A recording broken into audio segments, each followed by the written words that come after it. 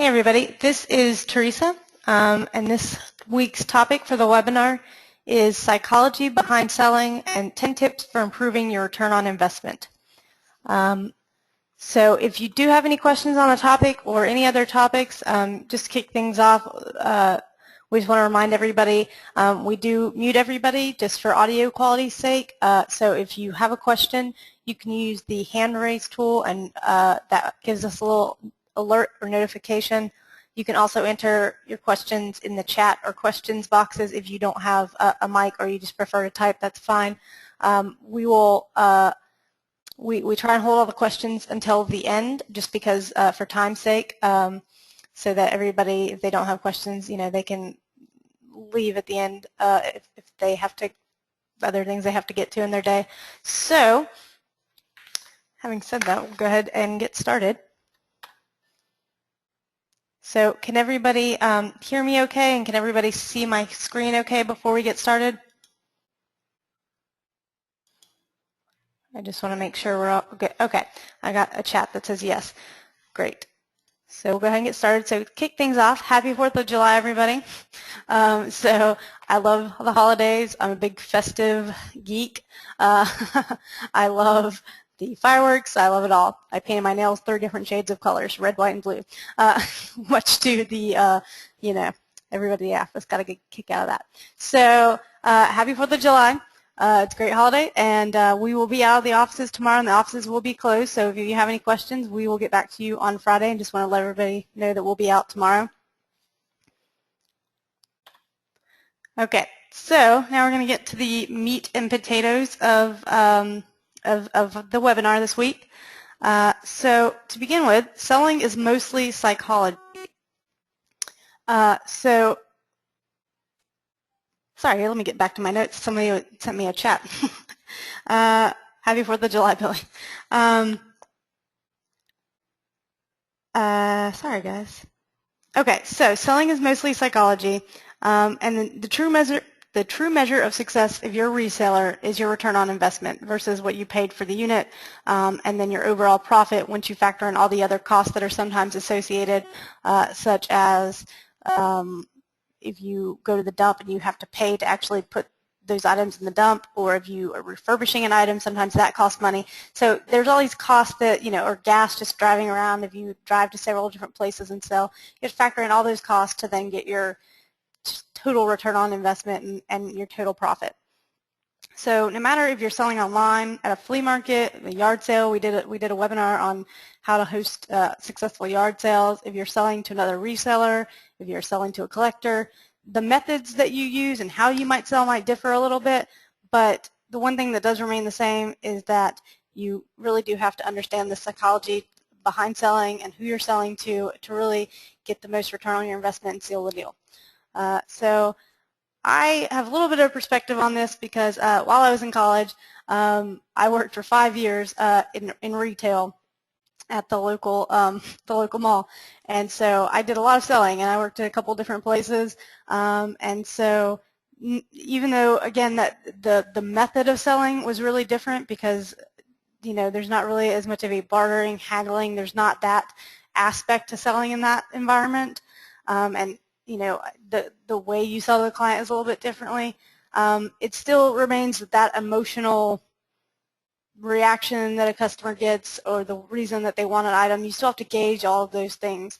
And so obviously, like I said before, the method is a little different. You're not bartering, and there's not so much of a haggling system there.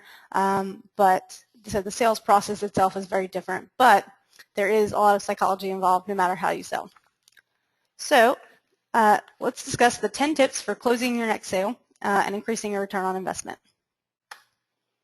So this first slide is Maslow's hierarchy of needs. So like I said before, the beginning of the presentation, a little bit of a nerd, a little bit of a geek, and I took when I started researching this particular topic, I immediately thought of this pyramid, which is called Maslow's hierarchy of needs, which is something that I studied in one of my psychology classes in college, and I had to do a presentation on it. So because selling is directly related to psychology, I think that this is a very good fit, and it makes a lot of sense once you kind of look at the pyramid. This theory was proposed by a guy named Abraham Maslow in 1943, and he wrote a paper called A Theory of Human Motivation. And so his theories parallel a lot of what has already been written about human developmental psychology and psychology in general, and it describes different stages of growth in humans, or different sort of processes or different needs. So the 5 terms he used, and I'll kind of go through each of those a little more in just a second, was physiological, safety, belongingness, love, esteem, and self-actualization. And so Maslow himself, he didn't have it in this sort of 5-tier system, this pyramid, but since then it's been sort of restructured so that it is a pyramid based on a lot of other research. So physiological, that's kind of the bottom of the pyramid because it's the basic human needs. It's things like food, water, air, things that you have to survive and live and exist. Then safety and security, those needs are things such as your financial security, your health, your well-being needs. Then love and belonging, kind of self-explanatory, but that one just focuses on the needs that you have to have emotional connections to friends and family and loved ones, and all those sorts of needs that have to be met. The 4th tier is self-esteem, which is the needs of the status, the self-respect, who you are in society, those sort of needs. And then self-actualization, which Maslow described as the desire to accomplish everything that one can and to become the most that one can be. So in terms of selling, I think just my 2 cents on it is that a lot of times you're appealing to people's self-esteem needs, but it can be argued, just depending on the item, that you may be playing into one or more of those needs, such as if you sell, if you obviously it's not exactly applicable, but if you sell, home insurance, homeowners insurance, or something like that, obviously you're a salesperson who sort of works within the safety and security of the pyramid. So that's sort of the basis of kind of how I based everything, all my other points on that. So I think it's a little strange to apply it in that way, but I saw the automatic parallel there. So the next item here is use the golden rule. And so again, working in retail for 5 years, this was really important in the places that I worked, because people automatically a lot of times have a bad taste in their mouth when it comes to any sort of salesperson or any sales interaction that they're involved in. They may automatically just assume the worst from the get-go. There were some people when I could not even say hello to them. They did not want to be spoken to. They didn't want to have anything to do with me except to check out when they were ready. So, obviously you have to factor in those sorts of people. But, the way that you can sort of deal with that and confront that problem and try and counter it is to just use the golden rule and, sort of treat your customers the way that you would want to be treated. The ways you can do that are by having a clear and direct sales pitch. And so by that, I just mean, be as honest about your product as you possibly can be. If the item is a little bit damaged, then you're going to want to tell them it's a little bit damaged. It might be an item where the damage, if it's like a piece of, like a computer or something like that, the damage might not be necessarily visible from the outside. It might have, parts missing from the inside or something like that. You're going to want to make sure you just tell the client that, or your customer that, and just be honest above all else.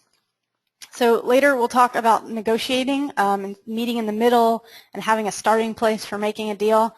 But even that starting number that we'll talk more about in a little while, that should be within a reasonable market value. So even if it's on the higher end, you want to be able to tell the client that, or your customer, that, honestly, that you're giving them a good deal or a fair deal and a fair market value deal. Because you want them to trust you and shop from you again. If you have a passion for your items and a knowledge and you have a lot of in-depth information, obviously you're going to want to let that shine through. You're going to want to talk about it with the client. You're going to want to share all the information that you have on the item with them, because people appreciate someone who's passionate about the same things they are, and that kind of builds a certain camaraderie when, in terms of when you're making the sale. Besides that, being the authority on your item ensures that you're always going to make the best profit. So, you want to be the authority on your item because you don't want to sell it to somebody who they're the authority and you think, oh, it's a $50 item, and really, it's a $500 item. So you want to be the authority whenever possible and try and research your items as much as possible before you make a sale. And you want people to sort of know you as the authority, and so even if you're not necessarily making a sale, people, can come to you to find out information about things, and you want to have that kind of reputation. Sorry, guys. Sometimes I forget my words right in the middle of a sentence. So if you don't know about an item, that's okay too sometimes. You're not always going to be the authority and the most knowledgeable on every single item you sell. But, if you tell your customer just, that you are not the absolute end-all, be-all authority on an item, that's okay because they'll still appreciate your honesty. And, you can even pose it as, I want this item to go to somebody who is the authority, who does know. So that can help a sale sometimes. But, really the important thing is that you're just honest no matter what about what you do and do not know. And so I said already, treat the customer how you would want to be treated. If you don't know the answer to a question, don't tell a little white lie. Always admit what you do and don't know, and then get back to them if you have to. So that might delay your sale a little bit up front, but it might mean the difference of making money or just breaking even in the long run. So and your customers, again, they'll appreciate that extra effort that you're putting into it, and will then be return customers more than likely.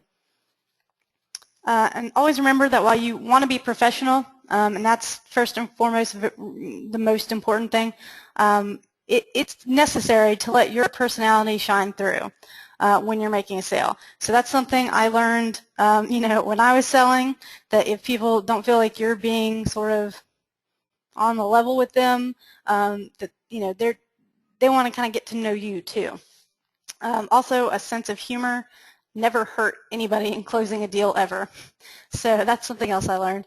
And it's important to understand who your buyer is and what their vision for the item is, because that's going to help you understand the best way to proceed. And we'll talk a little bit more about that in a later slide. The next item here is try before you buy.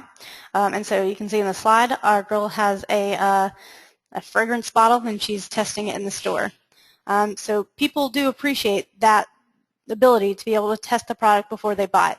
So sometimes this means they want to see a product actually, in action. If it's something, a go-kart or something like that, they might want to see that it's still functioning. But depending on the item, it's any of the 5 senses. They might want to see, smell, touch it, feel it, pick it up, hear it, etc. You just don't want to discount the 5 senses and how important they are in that overall process. This is especially true of more unique items, especially where there might be a question on the condition of the item. So be prepared to test before you sell. You can test them independently beforehand, obviously, but you also want to be prepared to test them in front of the buyer for more impact and to sort of excite the buyer and to hopefully then be able to increase your profit a little bit, depending on the item. You do want to keep in mind, though, the condition of the item. So you might be able to sell an item that's damaged for less money than you'd like, but if you completely ruin an item by trying to test it out when it's sort of fragile, then you might not be able to sell it at all, or you might decrease the value significantly. So someone might be willing to purchase something that might work as opposed to something that definitely does not work. So don't overdo it, and just handle your merchandise with care, obviously, and just kind of keep in mind the condition of the item. Dress your merchandise for success. So I'm a jeans and t-shirt kind of girl. Dress for success is not one of my favorite all-time quotes, but it is important in this case. You can see in our slide we have some mannequins, and they're all wearing the same shirt in different colors, and they're all sort of dressed slightly differently, have different jewelry and things like that. and that was something that we did a lot when I was in retail. It was constantly the mannequins, the displays, the tables, how we did everything. There were just tons and tons of specifics that we had to do in order to try to display the merchandise in the best way possible for that specific merchandise to try to sell it. It is important. So in this instance, I'm obviously talking about not so much dress yourself for success, but the items and the merchandise for success. People like to buy items that they really like and they care about, and if a lot of times if they don't have the desire, then they wouldn't be meeting with you to purchase the item. So as a seller, your job is to create the best presentation possible to make that item even more appealing to the customer than it already is. So you're already helping the customer find the products that they want. So really it's all about the presentation, and that can mean, like I was talking about earlier, the presentation physically of how the item looks, how it's set up on a table, how it's displayed, but also what you say about the item and how you present it to them in terms of what you tell them. I'm sorry, I'm getting some questions in, so I just want to I'm going to pull up my questions here. I think there might be some technical issues maybe possibly, so I just want to make sure I'm seeing all those. Sorry guys, bear with me.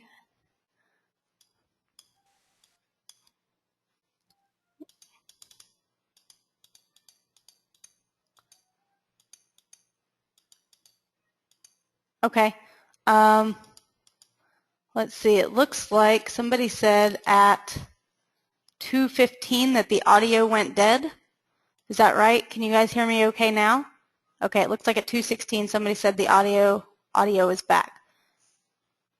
So I just want to check in before we continue and make sure that everybody can hear me okay. If somebody wouldn't mind to use the hand raise tool, I can unmute them, or if somebody just wants to chat me. I see Ellie was the one who was talking about the audio, so Ellie, can you hear me okay? Okay. All right, great. Thanks, everybody. I got a couple of answers there. Well, let me know if go ahead and use that hand raise tool and use the chat feature, and let me know if it goes dead again, because I want to make sure that nobody misses anything. So just a quick review on this past slide, dress your merchandise for success, because we did have that little cut out in terms of the audio. What I was talking about for that slide is just making sure that your merchandise and how it's displayed is really going to appeal to the customer, and also that the way you describe and talk about the item when you're talking to the customer all just sort of lends to increasing the value of the item and really increasing your customer's interest in the item.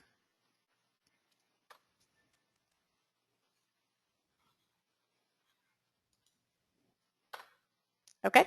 The next slide here is people make decisions based on their emotions. And you can see I have my cute little emoticon cats here on this slide because it's really true that people, because I just like cats, but it's true that people do make decisions a lot of times based on their emotions and wants and their emotional needs rather than logic or actual specific needs, such as the things we talked about in Maslow's pyramid, such as food, water, all those sort of basic things. Those are necessities. A lot of times when people are purchasing things, it's not a necessity.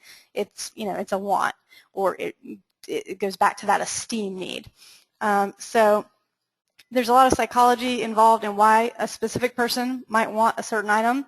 It might be that it's, it reminds them of their childhood, or they want to impress somebody in their social circle, or, maybe they're just really a fan of the item and they're a collector.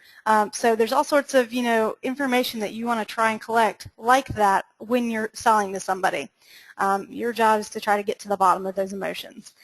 So with that in mind, you're going to want to start your sales conversation or sales pitch with a friendly conversation so that you get to know them a little bit better, they get to know you a little bit better. It shows that you're interested in them, and that customers like to feel like you are interested in them, and it lets you get to know them better and their interests and why they're interested in that specific item. For example, one thing that I can pick up off the top of my head that goes to this point is, are they a collector? versus are they interested in the item for resale, or potentially both, because this gives you insight into their interest and the best way to persuade them to complete the purchase, but it also gives you insight into what they might be willing to pay. So a collector might be willing to pay more for an item than somebody who's looking to make a very good deal because they are interested in reselling it and turning a profit themselves. So those are just things you want to keep in mind. And again, you never want to take advantage of somebody or swindle anybody or do anything unethical. But you do want to make money, and this it is a business about making money. So you just want to take those things into consideration and get the best possible price while still being, again, within that market value of what's reasonable. So customers justify decisions with facts, and for this one, I chose a nutrition facts. I know a lot of people, I for one, have in the past 6 months had to really, when I go into the grocery store, even if it says, it is fat-free on the label, or it is Heart Smart, I then go to the nutrition facts and just, kind of verify that before I buy it. So people do often make decisions based on emotion, and that might be the catalyst for why they're interested in purchasing an item, but often it's not enough to actually complete the purchase. And this was, again, we're working in retail, we saw this day in and day out. People might love an item, they might want to buy it, they might want to put it on hold, but that doesn't necessarily mean that they're going to come back and purchase it. So people rely on facts and rationale to justify purchase. So present those facts to them whenever possible. And again, these facts are going to be dependent on the item. This might include safety information for a certain item. It might give the customer a history of the item and paint a picture.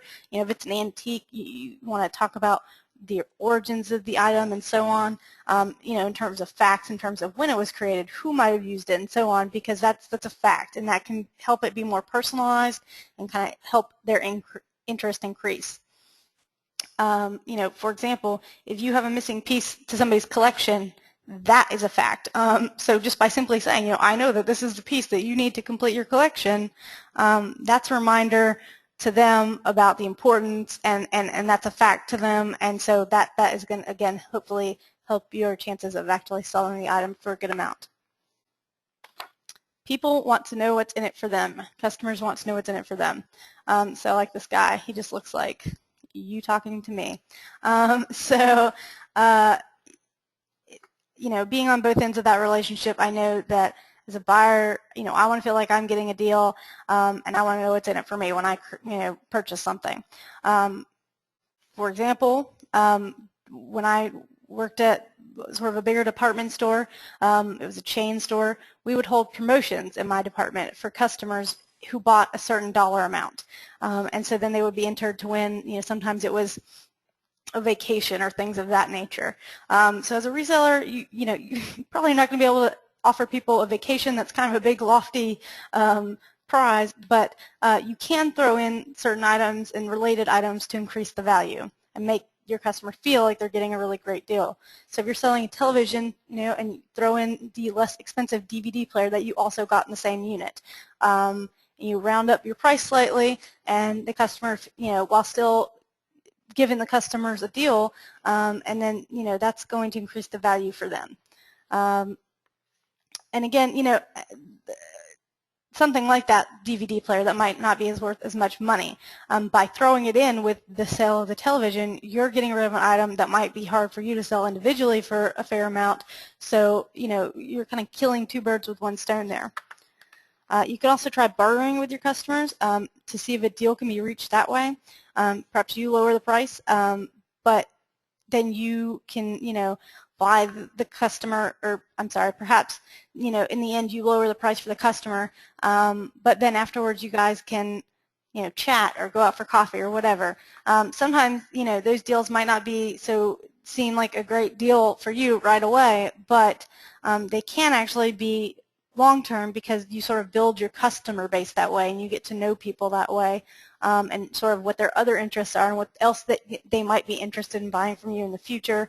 It might lead you to new customers that you didn't know about through that person, and so on. So really, sometimes, you can barter and haggle, and that's okay, and it really will benefit you in the long run because of those different ways that it can help your business.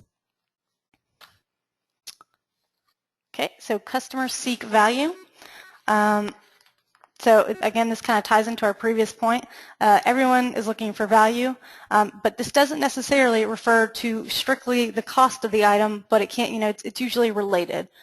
So value can be determined based on the specific item you're selling, how interested the buyer is, the market value for the item versus what you're selling it for versus what other people sell it for, additional items you throw in, like we discussed in that previous slide.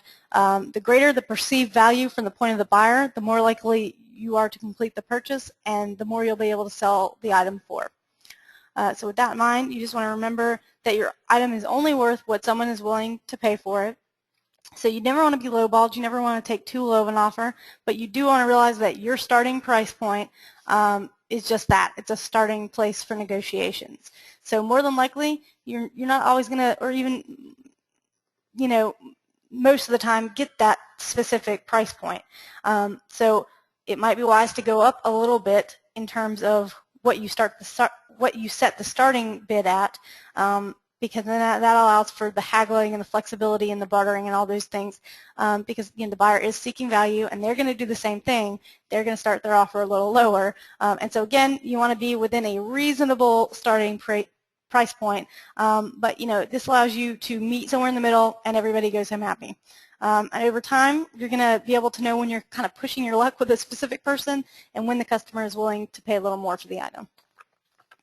And again, that's just something that comes with time and experience. If you've been in the business 20 years, you're going to know, fair market value and what's a good number. So customers seek rarity. They seek specific items. Sometimes in this business, buyers can come across a locker that's full of sort of newer items, and that they think money, jackpot, and that's sometimes that's true. But what less seasoned auction hunters might not recognize is units that are sort of diamonds in the rough, that they do have those older items that might be a little banged up or antiqued or damaged, but sometimes those older items are really the best items and what really can sell for a lot more than you might expect, especially if you do refurbishing or TLC and give a little shine and polish.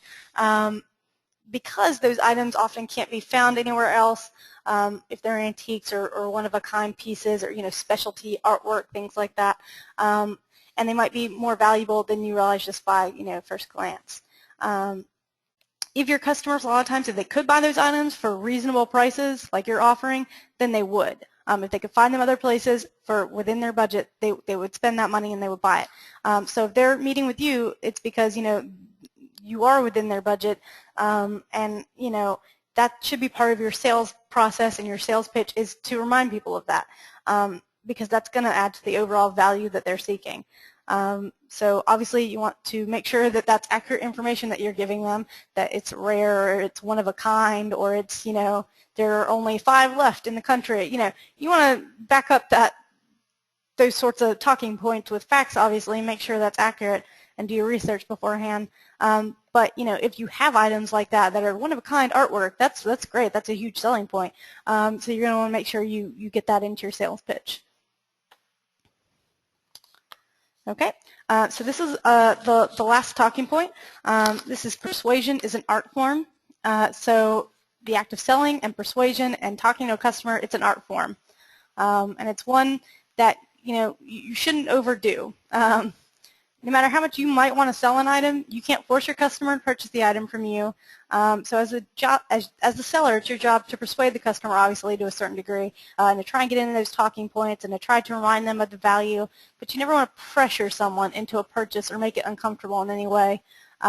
Usually this business is about turning a quick profit, because you don't want to be sitting on lots of merchandise. If you go to 5 auctions a week and you get 5 to 10 units a week even, that's a lot of merchandise. So, some people are working directly out of their homes. They might use their garage for storage, but, they don't have you're not always going to have a ton of room. Like some people have warehouses and things like that, so they can then, afford to wait a little longer and hold on to certain items, but a lot of times you want to turn the items, make a quick profit, be able to go to more auctions, and you don't have a lot of room for storage.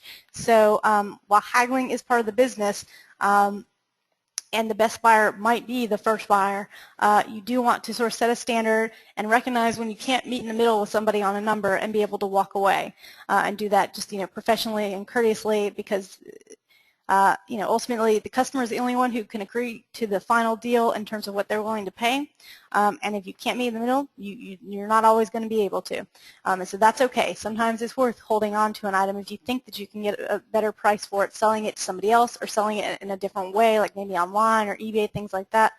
But having said all that, you will eventually, over time, if you haven't already, develop a regular customer base. That's something that I had when I worked in retail, and they loved to be talked into making a purchase. It was almost like, they like to come in, they like to sort of waffle, they like to get me to spend an hour with them, like talking about the item and trying it on with them, and or talking to them about how they looked in the clothing they were trying on, and so on. They loved it. That's what they live for, and that's okay. You might have customers like that, and so a lot of times I knew they were going to make the purchase in the end. They wanted to buy the item, they were interested in the item, they planned to buy it, but they still wanted that special treatment, and they still wanted me to make them feel like they were special, and they still wanted to have me help them, and and that's okay, because that's what I was there to do.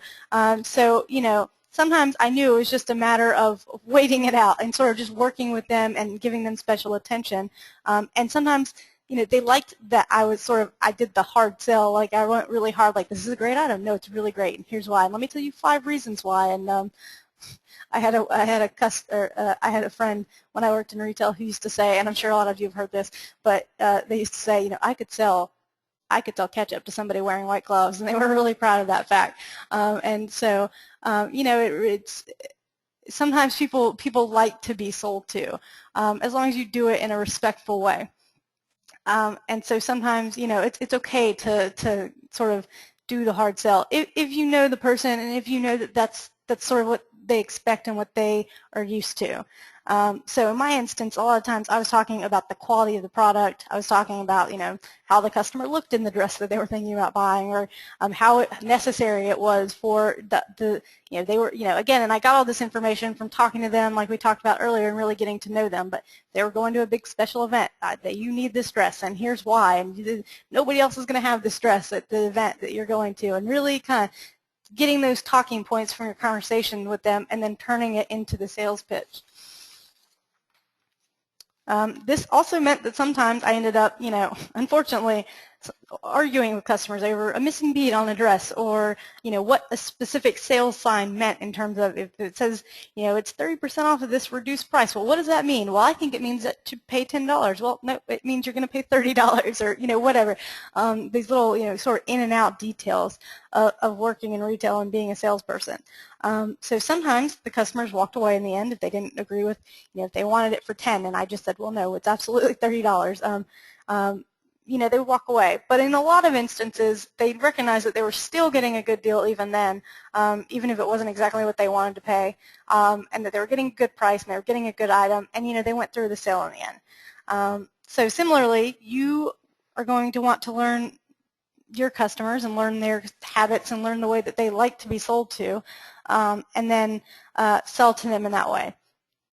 So this might mean for you selling the product itself, its values, its specific qualities and details and different features, but this also might mean the haggling, selling yourself, selling your business, selling the deal you're providing, and really, sort of cementing in their mind that you're a good salesperson. Your business is, is reputable, and if they're buying from you, they're getting a good deal. All those sorts of things as a salesperson you sort of hone over time.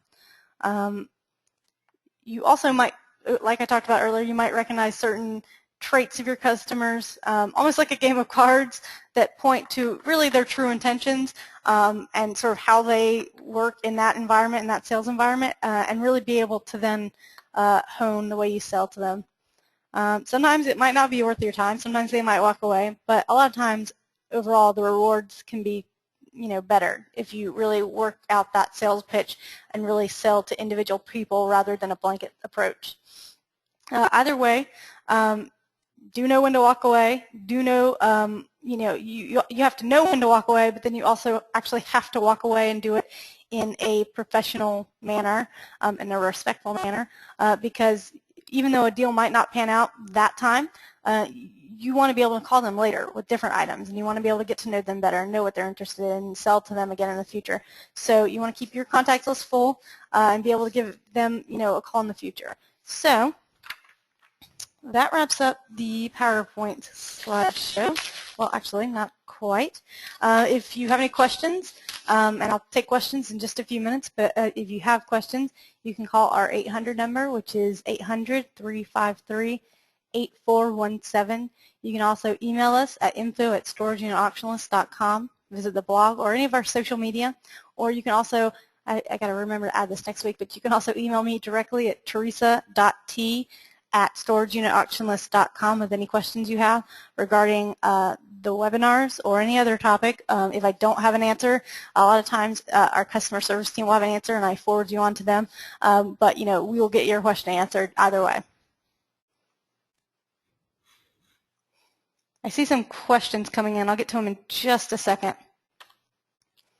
So we do want to let everybody in the webinars know about a special promotion that we have available to us working with Storage Treasures. And so what this is it's the pro training from on storage auctions. It's the series that Storage Treasures has created with Dan and Laura Dotson, Nabila Harris, and I'm not sure who the other guy is. He's from another storage auction type of show. But what this is, it's an exclusive offer for just Storage Unit Auction List subscribers. You claim your free $50 scholarship offer for their entire series, and so you can visit the link on the screen to preview the material or sign up for the full Pro Series training course, and your price is automatically going to be reduced by 50%, and we have more information about that. We sent more information about that yesterday in our blog, in our weekly email. But if you want to get more information on that, again, you can email us and get more information sent to you on that.